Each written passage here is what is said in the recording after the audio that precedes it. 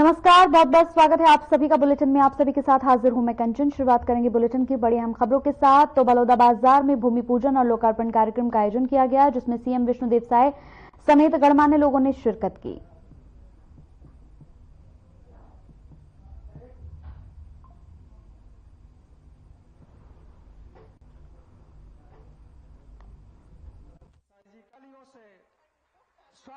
सबकर ले पहले आप मतलब मैं दीपावली के बहुत बहुत बधाई देता हूं, शुभकामना देता हूं। छठ पूजा भी चलत है, छठ पूजा के भी बहुत बहुत बधाई शुभकामना।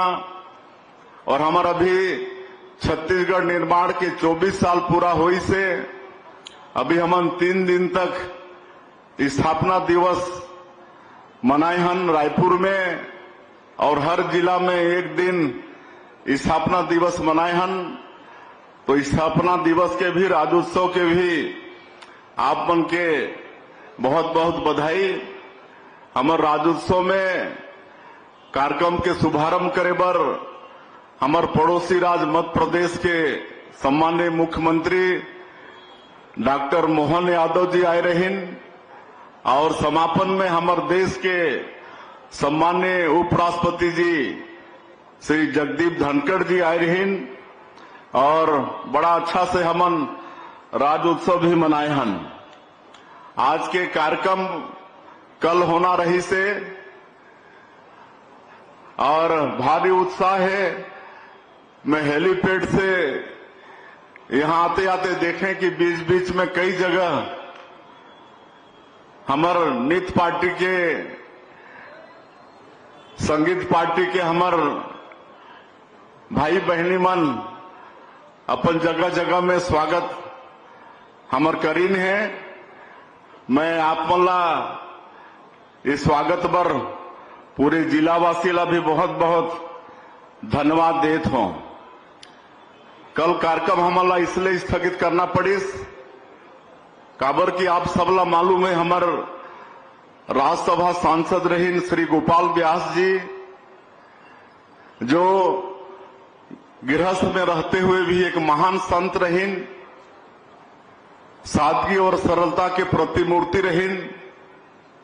जब हमार पार्टी उमला राज्यसभा सदस्य बनाना चाहिस तो बनना नहीं चाहत रही।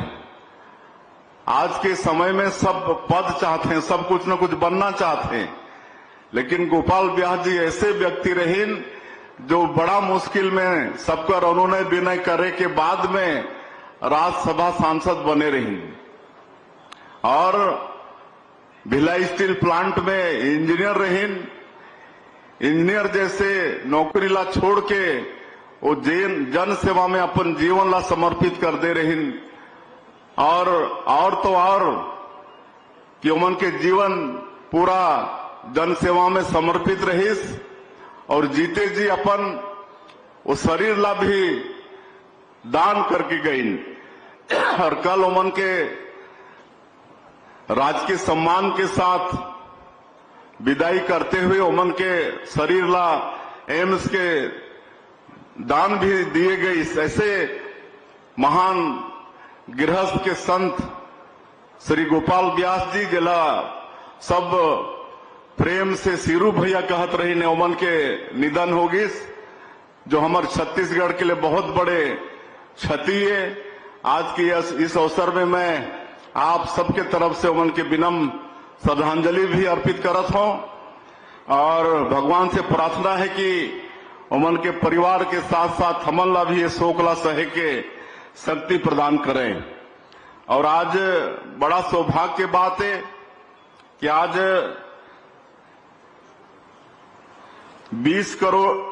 60 करोड़ 20 लाख रुपया के विकास के काम के लोकार्पण और भूमि पूजन यहां संपन्न करे हन। मैं पूरे जिलावासी के एक बार बहुत बहुत बधाई देता हूं, बहुत बहुत शुभकामना मैं देता हूं। और साथ ही साथ आज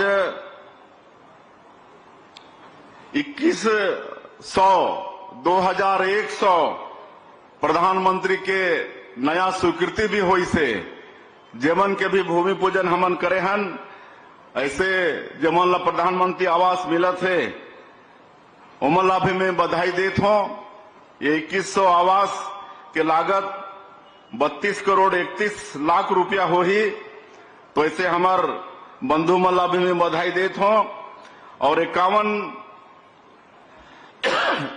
जीवन के प्रधानमंत्री आवास बन के तैयार होगी।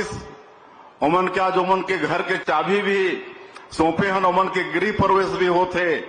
तो ऐसे 51 प्रधानमंत्री आवास के लाभार्थी मल्ला भी मैं आज के अवसर में बहुत बहुत बधाई देता हूं। और हमार यहाँ के जिला प्रशासन, यहाँ के कलेक्टर, एसपी उमन के पूरी टीम ला भी मैं बधाई देना चाहूं कि हम होंगे कामयाब। एक कार्यक्रम, एक नवाचार, एक इनोवेशन ये जिला में लागू करीन है। मुख्यमंत्री विष्णुदेव साय ने कहा कि कांग्रेस जम्मू कश्मीर में फिर से आतंकवाद और अलगाववाद का काला दौर लाना चाहती है। जम्मू कश्मीर विधानसभा में धारा 370 और 35A को फिर से लाने के नेशनल कॉन्फ्रेंस के प्रस्ताव का समर्थन कर कांग्रेस ने देश को तोड़ने का यहां कुचक फिर से चल दिया है। तो वहीं विष्णुदेव साय ने कहा कि विधानसभा में जो भी कुछ हुआ वो पाकिस्तान और देश विरोधी लोगों को खुश करने के लिए किया गया था। जम्मू कश्मीर की जनता को गुमराह करने के लिए क्या क्या नहीं किया गया। जब से जम्मू कश्मीर में केंद्र द्वारा धारा 370 और 35A को हटाया गया है, तब से जम्मू कश्मीर में खुशहाली आई है, अमन चैन स्थापित हुआ है, वहां शांति आई है। और जम्मू कश्मीर में इसके बाद आतंकवाद की घटनाओं में 70% की कमी आई है। नागरिकों के मृत्यु में 80% की कमी आई है और विदेशी नागरिकों के पर्यटन में 300% का इजाफा हुआ है। जम्मू कश्मीर का बजट 70% बढ़ा है और आतंकवाद वहां पर मात्र 2-3 जिलों में सिमट कर रह गया है। वहां जो मतदान 5-7% होता था, आज बढ़कर 50% हो गया है। वहां पर G20 का भी बैठक सफलतापूर्वक, शांतिपूर्वक संपन्न हुआ। केंद्र शासन द्वारा 80,000 करोड़ का विशेष पैकेज जम्मू कश्मीर के लिए दिया गया और 56,000 करोड़ का निवेश वहां पर आया। ये सब केंद्र द्वारा वहां से धारा 370 और 35 हटाने के कारण हुआ, जो कांग्रेस को रास नहीं आ रही है। और कल जो विधानसभा में धारा 370 और 35 से बहाली के पक्ष में जो प्रस्ताव लाया गया, ये बिल्कुल ही निंदनीय है। और जिस तरह से हमारे भाजपा के विधायकों को मार्शल के द्वारा विधानसभा से बाहर किया गया, ये लोकतंत्र की हत्या है और इसको इस देश की जनता कभी बर्दाश्त करने वाली नहीं है। कांग्रेस फिर से इस जम्मू कश्मीर में अशांति बहाल करना चाहती है, वो कभी अपने मंसूबे पर कामयाब। चलिए बढ़ते आगे। रायपुर दक्षिण विधानसभा उपचुनाव को लेकर कांग्रेस लगातार बीजेपी पर निशाना साध रही है और इसी कड़ी में पीसीसी अध्यक्ष दीपक बैज ने बीजेपी पर हमला बोला है। दीपक बैज ने कहा कि राज्य की बीजेपी सरकार पूरी तरह से दिवालिया हो चुकी है, जिसके चलते व्यापारियों को डराया जा रहा है, डराकर धमकाया जा रहा है, डॉक्यूमेंट चेक के नाम पर वसूली की जा रही है। और इसी के साथ दीपक बैज ने कई और मुद्दे पर प्रेस कॉन्फ्रेंस में अपनी बातें रखी। आज 8 तारीख है, 3 दिन और बाकी है प्रचार में। 3 दिन में कांग्रेस पार्टी ने पूरी ताकत झोंक देगी, इसके लिए हम लोगों ने रणनीति बनाई है। और साथ ही कि जिस तरह से इस समय दक्षिण विधानसभा की जनता में बदलाव की माहौल है और सभी वर्ग इस समय बदलाव चाहते हैं, क्योंकि दक्षिण विधानसभा को एक प्राइवेट एजेंसी की तरह इन्होंने उपयोग किया, कुछ भी काम नहीं हुआ। जनता में आक्रोश है और कहीं न कहीं इसका फायदा कांग्रेस को मिलेगा और निश्चित रूप से इस समय दक्षिण विधानसभा में कांग्रेस पार्टी जीतेगी और मुद्दे सरकार में बढ़ती अपराध और लगातार अपराधियों को संरक्षण देना, सरकार की नाकामी और निष्क्रिय वर्सेस युवा सक्रिय का हम लोग का मुद्दा है। कहीं न कहीं कि इस समय दक्षिण विधानसभा की जनता कांग्रेस पार्टी पर भाई आकाश शर्मा को आशीर्वाद देगी। अगले 3 दिनों में कौन-कौन से नेता प्रचार करेंगे? बिल्कुल आने वाला समय में अभी छत्तीसगढ़ के तमाम वरिष्ठ नेता अभी आने वाले हैं। माननीय शरणदास महंत जी हमारे लीडर ऑफ अपोजिशन है, वो कल से मैदान में उतर चुके और बहुत जल्दी हमारे पूर्व डिप्टी सीएम, पूर्व सीएम दोनों भी बहुत जल्दी आने वाले हैं। अब निश्चित रूप से हम प्रचार को और तेज गति से और धार देने हम लोग जा रहे हैं। लगातार हमारे कार्यकर्ता, तमाम विधायक, एमएलए लगातार काम कर रहे हैं और कहीं न कहीं इसका और यह है कि जनता में हम डोर टू डोर पहुंच रहे हैं और सरकार की नाकामियों को हम पहुंचाने में लगातार का बाहर का विषय है। आप केंद्र सरकार जाने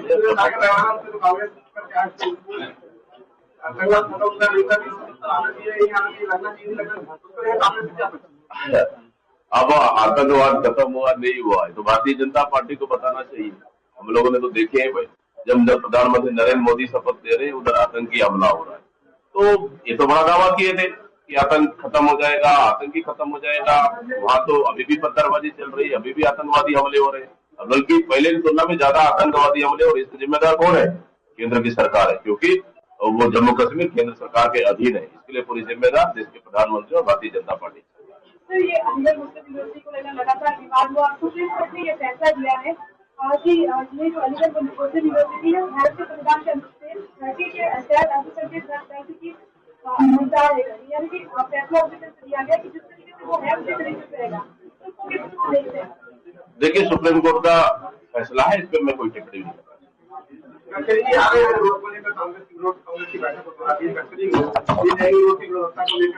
देखिए, नो डाउट गडकरी जी केंद्र के अच्छे मिनिस्टर है, मैं सांसद रहा हूँ, मैं मिला हूँ, मैं जानता हूँ व्यक्तिगत रूप से। केंद्र में अगर देखेंगे तो गडकरी एक ऐसे मिनिस्टर है सबका बात सुनते हैं। आ रहे हैं तो अच्छा है, हमें उम्मीद है कि छत्तीसगढ़ के विकास के लिए, सड़कों को जोड़ने के लिए नई सौगातें देंगे और मुझे पूरा भरोसा है कि भारतीय जनता पार्टी की सरकार पूरी तरह से छत्तीसगढ़ में कंगाल हो चुकी है, दिवालिया हो चुकी है। जनता के हित के लिए, प्रदेश के विकास के लिए इनके पास पैसा नहीं है और ये लगातार कर्ज लेकर सरकार चला रही है। इसी का नतीजा है कि आप लगभग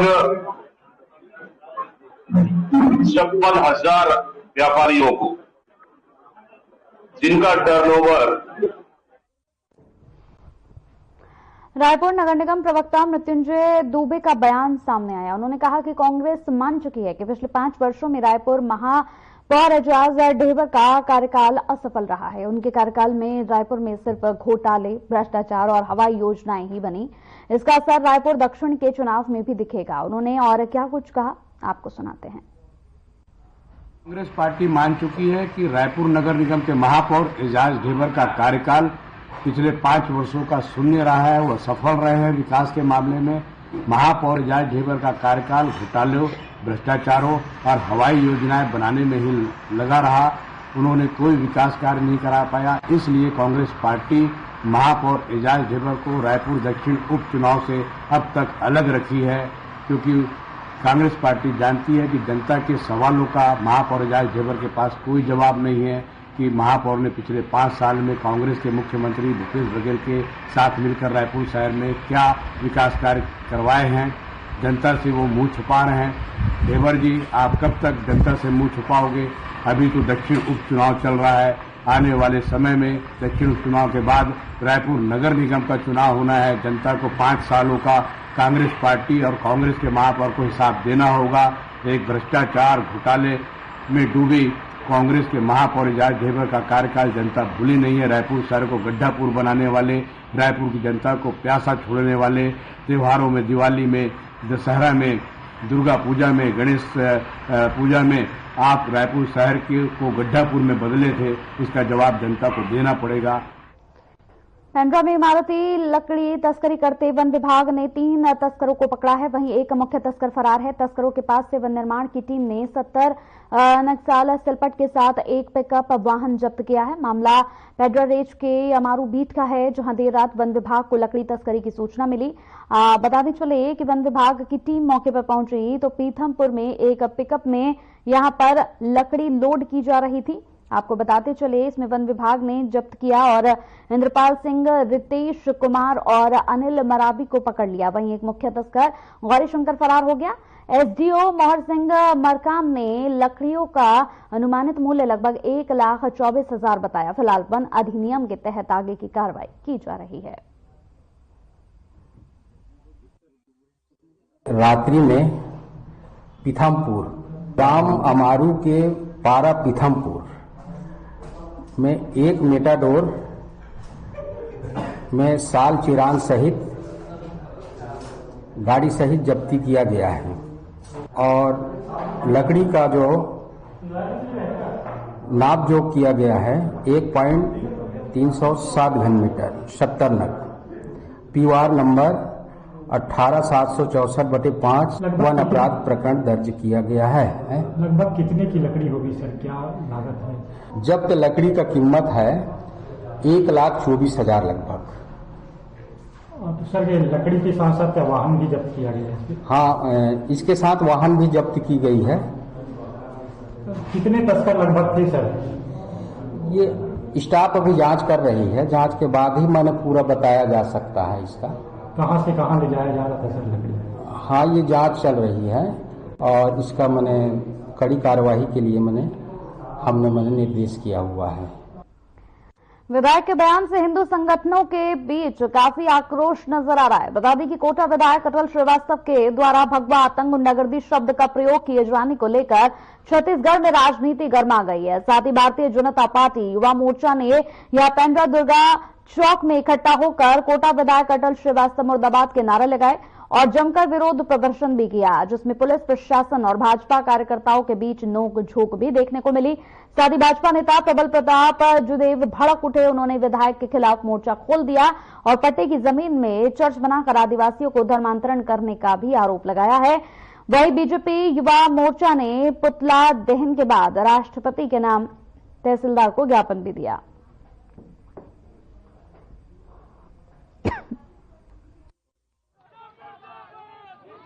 स्थानीय विधायक के द्वारा जब कल जो बेलगहना के पास जो घटना घटी है रतनपुर के पास, उसके विरोध में निश्चित तौर पर कांग्रेस की मानसिकता बिल्कुल शून्य हो चुकी है और कांग्रेस के जितने भी पदाधिकारी हो, कार्यकर्ता, विधायक जो भी हो, वो हिंदुओं को लेकर उनकी जो भाषाओं का चयन है दोयम दर्जे का है। वो भगवा को लेकर बार बार भगवा आतंकवाद, भगवा गुंडागर्दी, निश्चित तौर पर हिंदू भगवा को पूछता, भगवा को मानता है और भगवा शब्द पर पता नहीं क्यों कांग्रेस को इतनी नफरत है। तो क्या चाहते हैं सबसे छुपा नहीं है। निश्चित तौर पर आने वाला समय और देश जान रहा है और आने वाले समय भी इनको जवाब इसका मिलेगा। क्षेत्र में भोले भाले आदिवासियों को मतांतरित करना एक अपराध है और क्षेत्रीय विधायक अटल श्रीवास्तव जी छद्म नाम से सर्व आदिवासी समाज प्रार्थना सभा भवन जो कि एक चर्च है, छद्म नाम से उसका उद्घाटन करने गए थे, जिसका विरोध पूर्व हमारे प्रत्याशी प्रबल प्रताप सिंह जी के द्वारा एवं स्थानीय भाजपा के लोगों के द्वारा किया गया, जिस पर उनके द्वारा भगवा आतंकवादी के नाम से संबोधित किया गया, जो सर्वथा अनुचित है और भारतीय जनता पार्टी इसका पुरजोर विरोध करती है। आने वाले समय में हम उनका इस अपने क्षेत्र आगमन में भी स्थानीय विधायक का विरोध करेंगे। हजारों दूसरे धर्म के लोग के बीच में हिंदू खबर महासमुंद से है, जहां जिला सहित पूरे छत्तीसगढ़ प्रदेश में संयुक्त मंच के बैनर तले आंगनबाड़ी कार्यकर्ताओं ने अपनी लंबित 8 सूत्रीय मांगों को लेकर एक दिवसीय हड़ताल पर बैठ गए हैं। बता दें कि स्थानीय पटवारी कार्यालय के सामने आंगनबाड़ी कार्यकर्ताओं और सहायिकाओं ने अपनी मांगे लेकर यहां पर केंद्र और राज्य सरकार पर जमकर हमला बोला है। वहीं स्थानीय पटवारी कार्यालय के पास धरना प्रदर्शन कर दोपहर 3 बजे रैली की शक्ल में कलेक्ट्रेट पहुंचकर प्रधानमंत्री और मुख्यमंत्री के नाम अपना ज्ञापन भी सौंपा।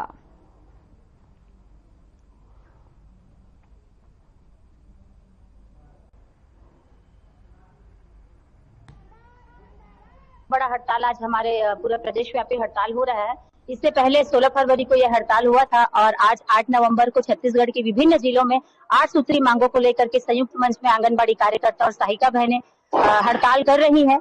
और इन 8 सूत्री मांगों में पहली हमारी मांग है सरकारीकरण घोषित किया जाए, आंगनबाड़ी कार्यकर्ताओं और सहायिकाओं को शासकीय घोषित किया जाए।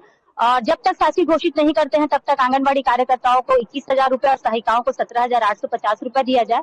और तीसरी हमारी मांग है आंगनबाड़ी कार्यकर्ताओं को निशर्त रूप से पदोन्नति किया जाए और सहायिका बहनों को भी आंगनबाड़ी कार्यकर्ता के पद पे नियुक्त किया जाए। पेंशन ग्रेजुएटी की मांग हमारी चौथी बड़ी मांग है। 5वीं मांग में सेवानिवृत्ति के पश्चात चैतन्यवाई संस्था के डायरेक्टर कल्पना पंत ने रायपुर प्रेस क्लब में प्रेस कॉन्फ्रेंस की। इस कॉन्फ्रेंस में उन्होंने बताया कि पिछले 5 सालों से छत्तीसगढ़ में ध्यान कार्यक्रम के साथ घरेलू प्रश्नों को मिलाकर सुलझाने का प्रयास कर रहे हैं। इसको एड्रेस करने के लिए महिलाओं को प्रशिक्षण भी दिया जा रहा है।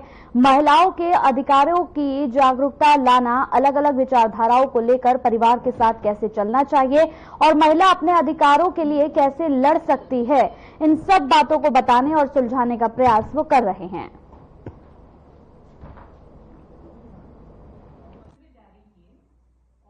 और पिछले 5 सालों से हम छत्तीसगढ़ में बिहान के साथ में मिलकर के घरेलू हिंसा के प्रश्नों को कैसे सुलझाया जाए, इसके लिए काम कर रहे हैं। और इसको एड्रेस करने के लिए हमने महिलाओं को प्रशिक्षण दिया है, जो हमारे स्वयं सहायता समूह और फेडरेशन की जानकार महिलाएं हैं, उनको कानून के बारे में जानकारी दे करके वो घर परिवार के जो घरेलू हिंसा के प्रश्न हैं उसको समझा बुझा करके लोगों को, परिवार को इकट्ठे जोड़े और जहाँ पे इकट्ठे नहीं आ सकते हैं वहाँ पे वो आगे की कार्य योजना बनाए। इसके लिए छठ पर्व भगवान सूर्य की उपासना और आराधना का प्रतीक है, तो वहीं श्रद्धालु सूर्यदेव से सुख, समृद्धि और स्वास्थ्य की कामना करते हैं। ये पर्व न सिर्फ धार्मिक आस्था को दर्शाता है, साथ ही सूर्यदेव के प्रति आस्था रखने वाले लोग इस दिन उपवास रखते हैं और कठिन साधना के साथ सूर्य को अर्घ्य अर्पित करते हैं, जिससे उन्हें जीवन के हर क्षेत्र में समृद्धि और सफलता की प्राप्ति हो।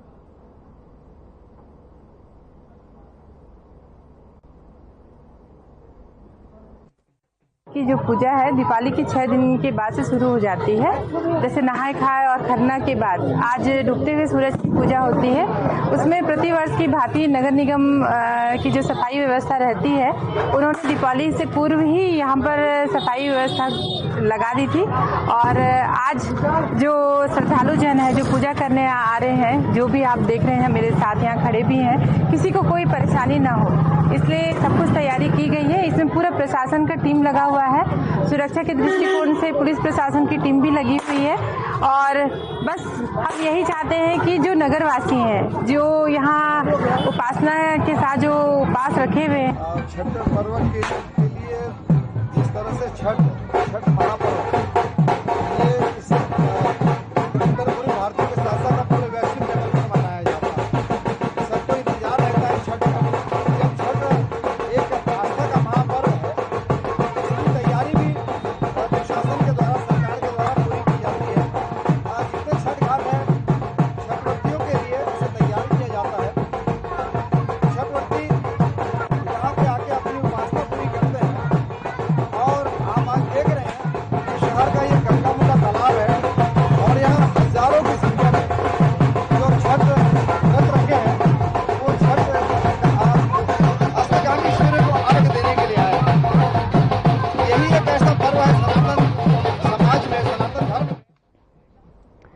चलिए इसी के साथ इस बुलेटिन में मेरे साथ इतना ही। नमस्कार।